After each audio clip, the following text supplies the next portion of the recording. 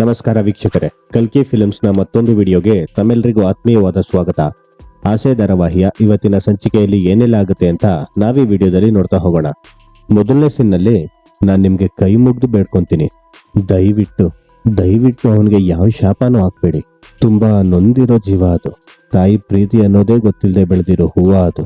ಯಾಕೋ ಏನೋ ನನ್ನ ಮನ್ಸಿಗೆ ಅವನನ್ನ ತುಂಬಾ ಹಚ್ಕೊಂಡ್ಬಿಟ್ಟಿದ್ದೀನಿ. ಅಪ್ಪ ಅಂತ ಬಾಚಿ ತಪ್ಕೊಳ್ಳೋ ಅವನು ನನ್ನನ್ನ ಬಳ್ಳಿ ಹಾಗೆ ಅಪ್ಕೊಂಡ್ಬಿಟ್ಟಿದ್ದಾನೆ.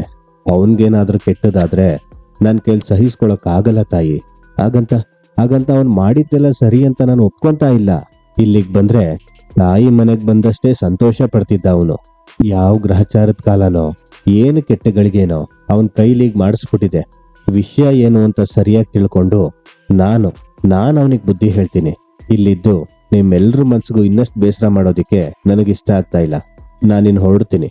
ಇದು ನಿಟ್ಕೊಳ್ಳಿ, ನಿಮ್ ಖರ್ಚಿಗೆ ಬೇಕಾಗತ್ತೆ ಅಂತ ಹೇಳಿ ರಂಗನಾಥ್ ಅವರು ಸ್ವಲ್ಪ ದುಡ್ಡು ಕೊಡ್ತಾರೆ. ಬೇಡ ಅಣ್ಣ, ನಮಗ್ ದುಡ್ಡೆಲ್ಲ ಬೇಡ ಅಂತ ಕುಸುಮ ಹೇಳ್ತಾಳೆ. ಅಯ್ಯೋ, ಇದು ಪರಿಹಾರ ಅಲ್ಲಮ್ಮ, ನಿಮ್ ಖರ್ಚಿಗೆ ಅಂತ ರಂಗನಾಥ್ ಅವ್ರು ಹೇಳ್ತಾರೆ. ಬೇಡ ಅಣ್ಣ, ಉರಿಯೋ ಬೆಂಕಿಗೆ ತುಪ್ಪ ಮಾತ್ರ ಅಲ್ಲ, ನೋಟ್ ಅನ್ಸ್ಕೊಂಡಿರೋ ಈ ಹಾಳೆ ಹಾಕಿದ್ರು ತುಂಬಾ ಜೋರಾಗಿ ಉರಿಯುತ್ತೆ. ನಮಗ್ ಬೇಡ ಅಣ್ಣ ಅಂತ ಕುಸುಮ ಹೇಳ್ತಾಳೆ. ಮಾವ ನಡೀರಿ, ನಾನು ನಿಮ್ ಜೊತೆ ಬರ್ತೀನಿ ಅಂತ ಮೀನಾ ಹೇಳ್ತಾಳೆ. ಇಲ್ಲ ಅಮ್ಮ, ಇಲ್ಲೇ ಇದ್ದು ನಿನ್ ತಮ್ಮನ್ ನೋಡ್ಕೊ, ನಾನು ಹೋಗಿ ಬರ್ತೀನಿ ಅಂತ ಹೇಳಿ ರಂಗನಾಥ್ ಅವರು ಅಲ್ಲಿಂದ ಹೊರಡ್ತಾರೆ. ನಂತರ ಅಮ್ಮ ದುಡುಕ್ ಮಾತಾಡ್ಬಿಟ್ಟೆ ಅಮ್ಮ, ಮಾವನ್ ಬಗ್ಗೆ ಈಗೆಲ್ಲ ಮಾತಾಡಬಾರ್ದಾಗಿತ್ತು ಅಂತ ಮೀನಾ ಹೇಳ್ತಾಳೆ. ಏನೂ ಆಗಲ್ಲ ಬಿಡು ಅಂತ ಕುಸುಮ ಹೇಳ್ತಾಳೆ. ನೆಕ್ಸ್ಟ್ ಸೀನ್ ನಲ್ಲಿ ಹೃದಯ ಅನ್ನೋ ತಕಡಿಲಿ ಒಂದು ಭಾಗಕ್ಕೆ ಪ್ರಪಂಚ, ಇನ್ನೊಂದು ಭಾಗಕ್ಕೆ ನಿನ್ನನ್ನಿಟ್ರೆ ಸರಿಸಮಾನವಾಗಿ ತೂಗೋ ನೀನು. ಅದಕ್ಕೆ ನಿನ್ನನ್ನ ಭೂಮಿ ತೂಕದ ಮನುಷ್ಯ ಅಂತ ನಾನು ಅನ್ಕೊಂಡಿರೋದು. ಆದ್ರೆ ಇತ್ತೀಚೆಗೆ ನಿನ್ನ ನಡವಳಿಕೆ ಮಾತು ಯಾವುದು ಸರಿಯಾಗಿ ಕಾಣಿಸ್ತಿಲ್ಲ ಕಣೋ.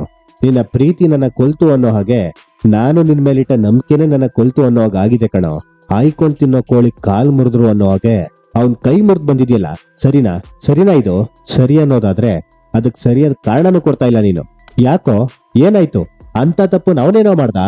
ಮಾತಾಡಯ್ಯ, ಬಾಯಿಲ್ವೇನೋ ನಿನ್ಗೆ ಅಂತ ರಂಗನಾಥ್ ಅವ್ರು ಕೇಳ್ತಾರೆ. ಬಾಯು ಇದೆ, ಮಾತು ಇದೆ, ಆದ್ರೆ ಅದಕ್ ಬೆಲೆನೇ ಇಲ್ಲ. ಅಪ್ಪ ನೀನೇ ನನ್ಗೊಂದು ಮಾತು ಹೇಳಿದ್ದೆ, ದೇವ್ರು ಅಂದ್ರೆ ಕಾಪಾಡೋನು ಅಂತ. ಆದ್ರೆ ಶ್ರೀಕೃಷ್ಣನೇ ಕುರುಕ್ಷೇತ್ರ ಯುದ್ಧಕ್ಕೆ ಸಾರಥಿಯಾಗಿದ್ದ, ಕಾಯವನೇ ಕೊಲ್ಲೋದಕ್ಕೆ ಮುನ್ನುಡಿಯಾದ. ಯಾಕೆ? ತಪ್ಪಿಗೆ ಶಿಕ್ಷೆ ಕೊಡ್ಬೇಕಾಗಿತ್ತು, ಧರ್ಮನ ಉಳಿಸ್ಬೇಕಾಗಿತ್ತು, ಅದಕ್ಕೆ ಅಲ್ವಾ ಅಂತ ಸೂರ್ಯ ಹೇಳ್ತಾನೆ. ಹಾಗಾದ್ರೆ ಆ ಎಳೆ ಹುಡ್ಗ ಏನ್ ತಪ್ಪು ಮಾಡಿದ್ನೋ?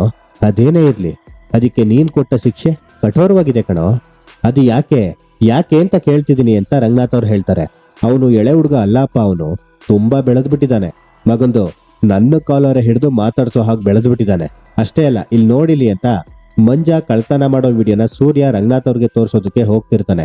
ಆಗ ಮೀನಾ ಅಲ್ಲಿ ನಿಂತ್ಕೊಂಡು ನೋಡ್ತಿರೋದನ್ನ ನೋಡಿ ಸೂರ್ಯ ಶಾಕ್ ಆಗ್ತಾನೆ.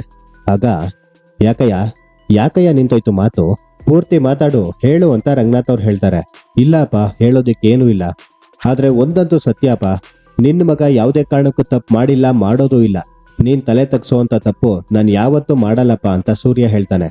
ಈಗ ಮಾಡಿರೋದೇನು ನಾನ್ ತಲೆ ತಗ್ಸೋಂತದಲ್ವಾ, ಹೆಮ್ಮೆ ಪಡುವಂತದ್ದ? ಸೂರ್ಯ ಒಂದ್ ಮಾತು, ಆ ಮನೆಯವರು ನಿನ್ನ ಹೇಗ್ ನಂಬ್ಕೊಂಡಿದ್ರು ಅಂದ್ರೆ, ಏನೇ ಆದ್ರೂ ನಮ್ಗ ಆಶ್ರಯಕ್ಕೆ ನಮ್ ಹಿಂದೆ ಸೂರ್ಯ ಅನ್ನೋನೊಬ್ಬ ಇರ್ತಾನೆ ಅಂತ ನಂಬ್ಕೊಂಡಿದ್ರು. ನಮ್ಮ ಅಳಿಯ ಇದ್ದಾನೆ ಅಂತ ಹೆಮ್ಮೆಯಿಂದ ಹೇಳ್ಕೊಂತಿದ್ರು ಕಣೋ.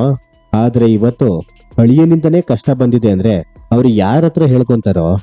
ಒಲೆ ಹತ್ತಿ ಉರಿದೊಡೆ ನಿಲ್ಲಬಹುದು, ದರೆ ಹತ್ತಿ ಉರಿದೊಡೆ ನಿಲ್ಲಬಹುದೇ ಅಂತಾಳೆ ಅಕ್ಕ. ಗೊತ್ತಾ ನಿನ್ಗೆ? ಬಾಯಿ ತುಂಬಾ ಅನ್ನ ಇದ್ದಾಗ ಒಂದ್ ಅಗ್ಲು ಕೂಡ ಕೆಳಗಡೆ ಬೀಳ್ದೆ ಇರೋ ಹಾಗೆ ನೀರ್ ಕುಡಿಬಹುದು, ಆದ್ರೆ ಬಾಯಿ ತುಂಬಾ ನೀರಿದ್ದಾಗ ಒಂದ್ ಅಗ್ಲು ಕೂಡ ಅನ್ನ ತಿನ್ನೋಕಾಗಲ್ಲ ಕಣೋ. ಎಲ್ಲಾ ಪರಿಸ್ಥಿತಿಲೂ ನಾನೇ ಸರಿ, ಪ್ರಪಂಚ ಅನ್ಕೊಳ್ಳೋದೇ ತಪ್ಪು ಅಂತ ಅನ್ಕೊಳ್ಳೋದಿದೆಯಲ್ಲ, ಅದೇ ದೊಡ್ಡ ತಪ್ಪು. ಅವ್ರವ್ರ ಜಾಗದಲ್ಲಿ ಅವ್ರವ್ರ ಭಾವಕ್ಕೆ ತಕ್ಕಂತೆ ಅವ್ರು ಮಾಡ್ತಾ ಇರೋ ಕೆಲಸ ಅವ್ರಿಗೆ ಸರಿಯಾಗೇ ಇರುತ್ತೆ ಕಣೋ. ಎಲ್ಲರ ಸರಿ ತಪ್ಪುಗಳನ್ನ ನಿರ್ಧಾರ ಮಾಡೋದಿಕ್ಕೆ ನೀನ್ ಯಾರಯ್ಯ? ಹೇಳು, ಅವನ ಕೈ ಯಾಕೆ ಮುರ್ದೆ? ಇವತ್ತು ನನ್ಗಿದಕ್ ಕಾರಣ ಗೊತ್ತಾಗ್ಲೇಬೇಕು ಅಂತ ರಂಗನಾಥ್ ಅವ್ರು ಹೇಳ್ತಾರೆ. ತಪ್ಪುಗಳಾಗೋಗಿದೆಯಪ್ಪ, ಇನ್ಮೇಲೆ ಯಾರ ಮೇಲೂ ಕೈ ಮಾಡೋದಿಲ್ಲ, ಕ್ಷಮೆ ಇರ್ಲಿ. ಸದ್ಯಕ್ಕೆ ಇಷ್ಟೇ ಉತ್ತರ ಅಂತ ಹೇಳಿ ಸೂರ್ಯ ಅಲ್ಲಿಂದ ಹೊರಟೋಗ್ತಾನೆ. ನಂತರ ಮೀನಾ ಬರ್ತಾಳೆ. ಏನೋ ಬಲವಾದ ಕಾರಣ ಇದೆ ಅಮ್ಮ, ಇಲ್ದಿದ್ರೆ ಅವನ ಈ ತರ ನಡ್ಕೊಳಲ್ಲ ಅಂತ ರಂಗನಾಥ್ ಅವ್ರು ಹೇಳ್ತಾರೆ. ಆ ಕಾರಣ ಏನು ಅಂತ ನನಗ್ ಗೊತ್ತು ಮಾವ ಅಂತ ಮೀನಾ ಹೇಳ್ತಾಳೆ. ಏನು ಅಂತ ರಂಗನಾಥ್ ಅವ್ರು ಕೇಳ್ತಾರೆ. ಕುಡ್ತ, ಕೋಪ, ಈ ಎರಡೂ ಅವರನ್ನ ಮನುಷ್ಯನಾಗ್ ಬದುಕೋದಿಕ್ ಬಿಡ್ತಾ ಇಲ್ಲ ಅಂತ ಹೇಳಿ ಮೀನಾ ಅಲ್ಲಿಂದ ಹೋಗ್ತಾಳೆ. ನೆಕ್ಸ್ಟ್ ಸೀನ್ ನಲ್ಲಿ ಸೂರ್ಯ ಆಟೋ ತಗೊಂಡು ಗ್ಯಾರೇಜಿಗೆ ಬರ್ತಾನೆ. ಅವನನ್ನ ನೋಡಿ ಏನು ಸೂರ್ಯ ಇದು ಅಂತ ಚೇತನ್ ಕೇಳ್ತಾನೆ. ಇದಕ್ಕೆ ಆಟೋ ಅಂತ ಕರೀತಾರೆ, ಇದಕ್ಕೆ 3 ವೀಲ್ ಇರ್ತದೆ, ಮತ್ತೆ ಸ್ಕೂಟರ್ಗೆ ಇರ್ತದಲ್ಲ ಆ ತರ ಗೇರ್ ಇರ್ತದೆ ಅಂತ ಸೂರ್ಯ ಹೇಳ್ತಾನೆ. ಅದೆಲ್ಲ ಗೊತ್ತು ಕಣೋ, ಆದ್ರೆ ನೀನ್ ಆಟೋ ಓಡಿಸ್ಕೊಂಡು ಅಂತ ಚೇತನ್ ಕೇಳ್ತಾನೆ. ಚಾಟಿ ಸಿಗ್ಲಿಲ್ಲ ಅಂತ ಬುಗ್ರಿ ನಿಲ್ಬಾರ್ದು ಮಗ, ಉರಿಯಗ್ಗ ಸುತ್ತಾದ್ರೂ ಬುಗ್ರಿ ತಿರುಗ್ತಾನೆ ಇರ್ಬೇಕು ಅಂತ ಸೂರ್ಯ ಹೇಳ್ತಾನೆ. ಲೋ ಸೂರ್ಯ, ನಮ್ಮಿಂದನೇ ನಿನ್ಗೆ ಸ್ಥಿತಿ ಬಂತು ಕಣೋ, ನಾವು ಮಾಡಿದ ಸಾಲಕ್ಕೆ ನೀನ್ ಯಾಕೋ ಹೊಣೆ ಆದೆ? ಹೋಗಿದ್ರೆ ನಮ್ದೇ ಯಾವ್ದಾದ್ರು ಒಂದ್ ತಲೆ ಹೋಗಿರೋದಷ್ಟೇ ಅಂತ ಫ್ರೆಂಡ್ ಹೇಳ್ತಾನೆ. 4 ವೀಲರ್ ಇಲ್ಲ ಅಂದ್ರೆ 3 ವೀಲರ್ ಯಾವ್ದೋ ಒಂದು, ತಲೆ ಕೆಡಿಸ್ಕೊಂಬಾರ್ದು, ಜೀವನ ನಡೆಯುತ್ತೆ ಕಣೋ, ನನ್ಗೇನು ತೊಂದರೆ ಇಲ್ಲ.